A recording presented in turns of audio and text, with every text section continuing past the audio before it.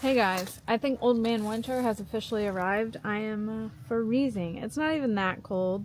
It's like upper 30s, but to a summer girl, it feels really cold. But I'm out here today because we're starting a brand new project.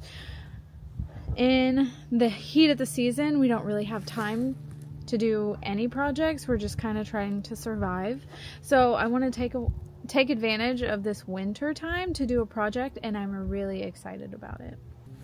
So one problem that we were running into last year, well, really every year, is the amount of compost that I can actually afford. It's not the same as the amount of compost that I would like to have. So we have the animals, we have the means, I think, especially if I can get my neighbor to give me some too, for all the ingredients for making really good compost. I'm in the process of becoming certified organic, so that I can put that nice little sticker on my produce that says certified organic. Was I producing products that were organic anyway? Yes, but it helps the consumer to know, and I would stick out in a crowd, I would hope, because they know that I've jumped through all the loops to become organic certified. So anyway, I'm going to read you the rules for NOP compliant organic compost, because there are different rules for compost using animal-based manures, which is what my compost is going to be layered with. You have to stick to certain rules. These rules don't really make sense because they're like starkly different, but hey, whatever. These are the rules and I will abide by them. So if you are just doing a basic compost pile where you stack up all your material and you leave it, here are the rules for that. You have to maintain a temperature between 131 degrees Fahrenheit and 170 degrees Fahrenheit. And this temperature must be maintained for 15 days in a row, and you have to turn the pile a minimum of 5 times within that period, which is a lot of manual labor. Yes, we have a tractor, but still, that's a lot of work. Now, the static aerated pile, which is what I'm going for, runs on a system of we're using a fan that was meant for like a bounce house fan. I'm using that and a 4-inch PVC pipe with holes drilled every like 6 inches along both sides of it.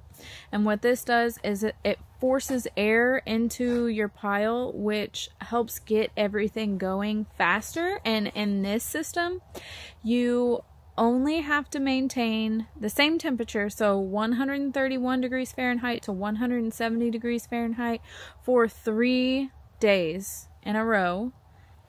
And that's it. At which point, after you have documented your temperatures for the 3 days, you can move that pile off of the aeration system and it can finish composting to the side. You can add more. So this temperature is meant to kill pathogens and weed seeds, which is what I need it to kill, and just make your compost pretty sterile. They worry about that because of your food crops touching that soil that had an animal manure in it.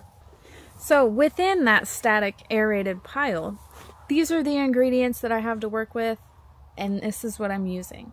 So at the bottom of the pile, we have a nice thick layer of wood chips. This absorbs some of the moisture, some of the leachate, and also stops whatever is on the ground from growing up into your pile. And then on top of that, I'm going to lay down my pipe. I bought 2 lengths of 10-foot pipe, but so far I only have enough products to put on the pile for like 1 length of pipe. But if I end up finding more material, I can add to that to make a longer pile. So then I would lay the pipe on top of the wood chips, lay another layer of wood chips on top so that nothing really goes in the holes of the pipe. And then that's where you start to layer your material. you want your pile to maintain a carbon to nitrogen ratio. And what this means is carbons are the brown things. So these are going to be straw, wood chips, leaves, wood shavings from animal bedding. I plan on using all of these. We have lots of wood chips, and this last load of wood chips had tons of leaves in it, which is what I'm gonna do because the smaller pieces break down easier than like bigger chunky wood chips, and I need this compost fast. But basically my ratio is for every 1 tractor bucket of manure, I'm going to use 2 or 3, depending on the source, tractor buckets of a carbon.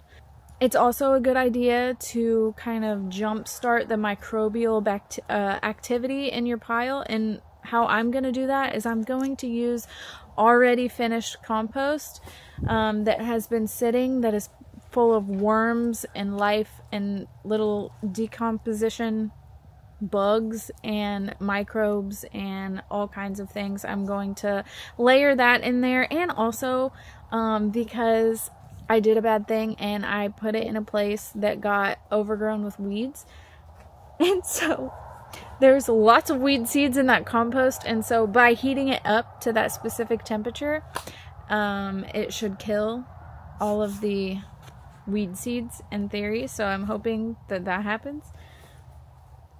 So I'm just going to make a nice layer until I get it about yay high, and then I'm going to start my aeration.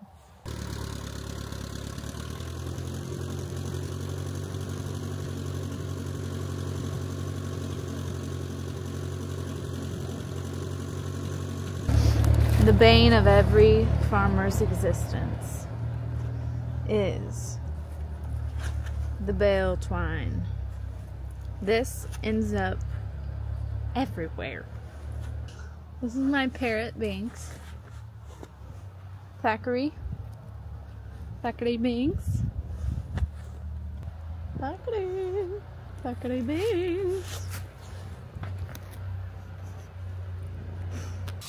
Okay, so as you can see, we've stacked our pile pretty high. That's actually important because you have to have a certain amount of cubic feet to get the pile going. So it has to have a certain amount of mass. So the height, the width, the length has to be, the minimum is 3 by 3 by 3. Anything less than that and you're not going to have enough to really get going. And then this is plenty big. But I've been keeping, for the last week or two, I've been keeping every single organic item that came from my kitchen, which is everything except for paper and plastic, has gone into buckets, and that's a great thing to add to your compost pile. Why are we throwing things in the trash can that go in a plastic bag inside a plastic bin inside the landfill when you could literally just make compost out of it? Anyway, so I'm gonna add this. Maybe. Oh yeah, nice and gross. You can see that this mostly looks like compost, and largely it is pretty finished compost.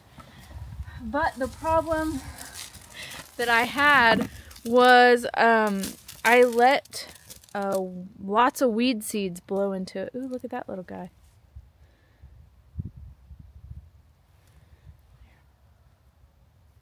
Anyway, I let lots of weed seeds blow into it, so I'm hoping that this will not only start the process of breaking down these chips and the leaves and all the mulch that I put in it, but it will also eradicate all the weed seeds in here, because there are millions upon millions. Now, we are almost done with this pile here. The last step, actually there's a couple steps. So he's going to get more wood chips. That's what's going to go on top just to seal everything in. I'm going to wet it down really nicely with some water, because all of the soil life needs moisture to help get it going and keep it going. And then I'm not going to do it today because we're actually going to get the tarp tomorrow, but the final step would be to cover this somehow. You don't want rain to wash down into your pile, because it's going to leach the nutrients out as it rains. So I'm gonna cover it with a tarp. So I'm gonna show you the last pieces of the puzzle, but just keep in mind that I'm waiting on my timer to get here from Amazon. So I can't finish it today. But this is the fan that we're gonna use. This is a bounce house inflation fan. I found it on Facebook Marketplace. You can easily find it on Amazon. I looked. This was just local to me, and we picked it up today. I found it this morning, and we picked it up same day. So this is what we're gonna use to push the air into the pile. But while it's outside, okay, so we're missing a couple parts. One is the timer that's able to set small intervals. So you want the time for the fan to be on, you want it on for 3 minutes, off for 20, and you set that for a 3-day time with those intervals, and that should heat it up just enough. You don't want it too hot, and you don't want it to take too long. So from what I've read and from the other videos that I've watched, I think Jay Armour from Four Winds Farm in New York is the one who really came up with this idea. This is not an original idea. I wish it was, but it's not. So I'm missing the flexible piece. We're going to get a piece of flexible pipe that'll go from here to the pipe down there, and that's how we'll connect it. And then probably prop this off the ground with a cinder block or two, and throw a tote on it to keep the rain off, and that's it. And fingers crossed, this makes really beautiful mulchy compost that I can use, because I don't know if you're like me, but it's hard to find an organic source around me, because with me being almost certified organic, I have to follow certain rules. And so plus I have a personality where I just like to do things myself because I know it's done the right way, and so this makes me feel better. My husband's smiling in the background because he knows it's true. It's a blessing and a curse. It's the burden I bear, okay? But yeah, this is like a gardener's dream. This much compost. Sadly, with the amount of compost I need, this is not near enough, but this is a dang good start, I'll tell you that. I feel really good about this, and it feels exciting to be one step closer to even more self-sufficiency if I can make there's no reason why I can't make my own compost. I have cows who poop upwards of 50 pounds of excrement a day out the back end that I need to be putting to use. So, yeah. Even if you just have a small backyard, even if you just have a little garden, you could just save your food scraps, get some coffee from your local brewery, get spent brewer's grains. There's all kinds of options out there. Find a friend with a cow. So I think this is where I'm gonna leave you for today. I'm freezing my hiney off to the point where like my toes are numb and my lips are hard to move. So I'm gonna go inside and cozy up by the fire and drink a nice warm drink. So until next time.